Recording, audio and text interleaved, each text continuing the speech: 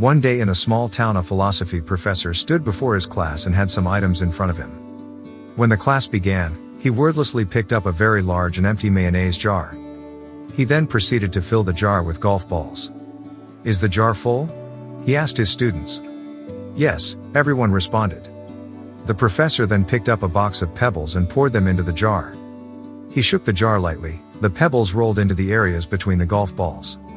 "Is the jar full?" he asked again. The students responded with an unanimous yes. The professor next picked up a box of sand and poured it into the jar. Of course, the sand filled up all the space left.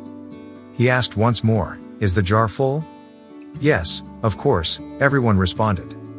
The professor then produced 2 beers from under the table and poured the entire content into the jar, filling the empty space between the sand. Everyone laughed. "Now," the professor said as the laughter subsided, "I want you to recognize that this jar represents your life. The golf balls are the important things. Your family, your children, health, friends and favorite passions. If everything else was lost and only they remained, your life would still be full. The pebbles are the other things that matter, like your job, your house or car. The sand is everything else, the small stuff.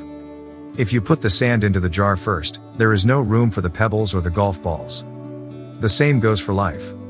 If you spend all your time and energy on the small stuff, you will never have room for the things that are important to you.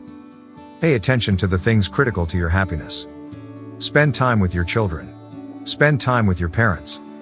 Visit your grandparents. Take your spouse out for dinner. Go out with your friends. There will always be time to clean the house and mow the lawn. Take care of the golf balls first, the things that really matter. Set your priorities. The rest is just sand." One of the students raised her hand and inquired what the beer represented. The professor smiled and said, "I am glad you asked. The beer just shows that no matter how full your life may seem, there's always room for a couple of beers with a friend. This elevates you forever.